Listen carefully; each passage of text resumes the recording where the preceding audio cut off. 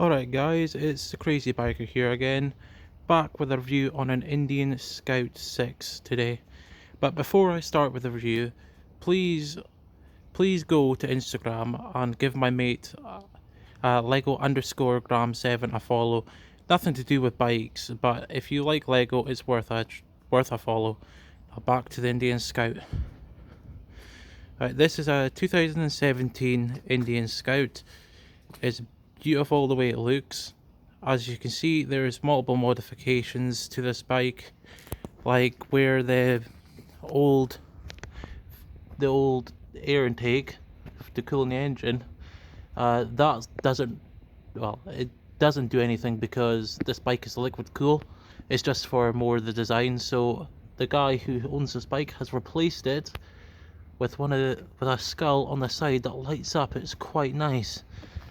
And a couple of extra mods on this bike is the fact that it's got stage 1 cans on it. And the cans look absolutely beautiful on this bike. There's some other modifications where he's replaced the headlight with another skull as well, which looks lovely. And there's 2 skull indicators there as well. What I think about this bike is a brilliant bike for starters or anything like this. This does produce 78 brake horsepower, but Indian are willing to restrict it via throttle restriction for you, so it's perfect for an A2 driver as well if you want it. But this one ain't restricted right now. It's a 5-gear gearbox that's in this bike, and it's actually it can properly shift, and it's got 65 foot-pound of torque. This is like a nice thing. And it revs up to 5,600. So the average sort of range that you'll get on an Indian Scout 6 is roughly 120 miles to 150 miles. That's for your bog standard. I don't know what it would be with stage 1 cans in it. But the bike is kept in good condition. It is beautiful. Let's speak about the tyres now. Now you see, it's quite chunky tyres that's on this bike. It's actually, I believe it's 16-inch rims by 90 by 130. These are really good tyres for beginners or people who just want to start out, because they're quite broad and they will give you really, really good balance and, just build up your confidence. But there is one thing I did notice about this bike. It is actually really, really hard to try and get tyres for it. Well, from where I am, no one really stocks them, so it's kind of like a wee bit of a pest to try and get them.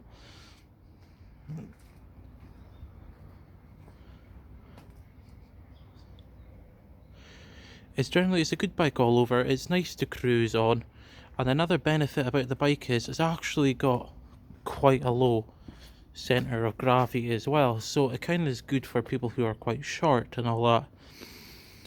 Another thing which I'll be showing you in a minute about the Indian Scout is the fact is when you turn the key and you start the bike, the starter will keep on going until it actually starts,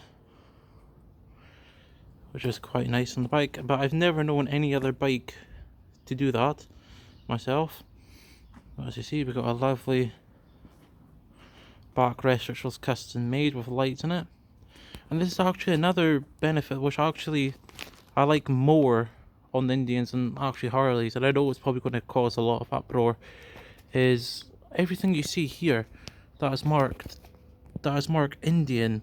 Here is marked Indian even on the engine and on the crankcase as well, and on the tank, and even on the clutch and the brake, and pretty much everywhere. Even up here is marked Indian, and you don't pay extra for that. That all comes standard with the bike.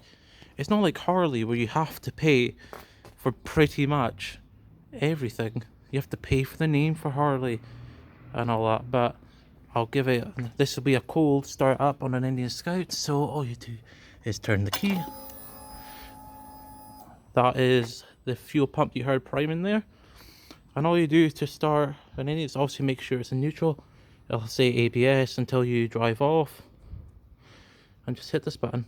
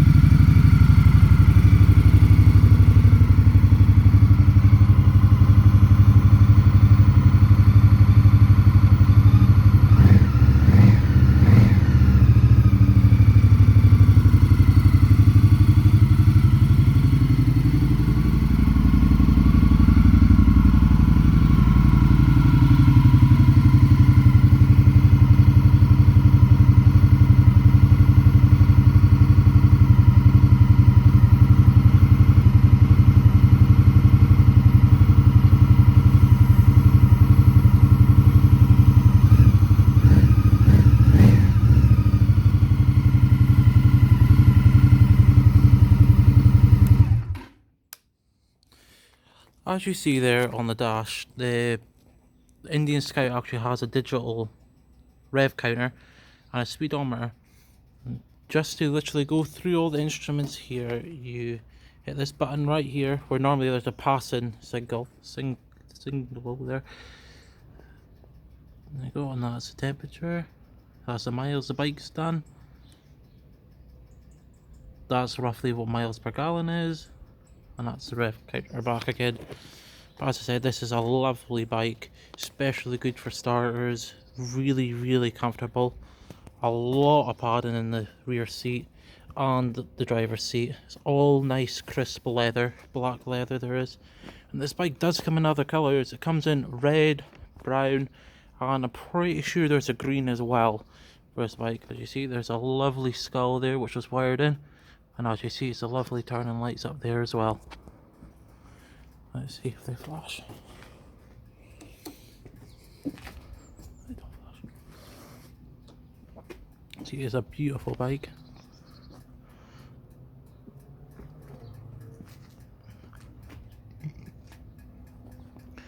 So another big thing I like about it, how it says nice big and bold there, Indian, so you know what you're buying. It's good quality stuff. I do gotta admit, the Indian is a lot better built than the Harleys, but that's my personal opinion. Reasons why I think it's better built is, well, there was another Harley here, which my father owns this bike and he owned a Harley, and the Harley spent more time down in the workshop than it did out on the road. After 5,000 miles, the bearings went, and like the charging units went on the street bob, and it was constantly in the shop. And it's not like my father keeps his bikes dirty. He's a man who likes to keep a bike clean. He always makes sure every bike's clean. As you see here, it's an immaculate bike. For 4,000 miles, you wouldn't actually think the bike's even done any miles. There's no chip into the paint, nothing. It's all beautiful. Just like the day it came out the showroom. Bonnie as you like. It's beautiful. There we go, a nice bike, and the tail light on it is really nice as well. There we go, and that even says Indian on top as well. So that's me signing out, the Crazy Biker. So please like and subscribe for more, and remember, if you like Lego, please go follow my mate Lego _Graham 7 if you like Lego. Alright, thank you guys. So please like and subscribe and listen out for more. See ya.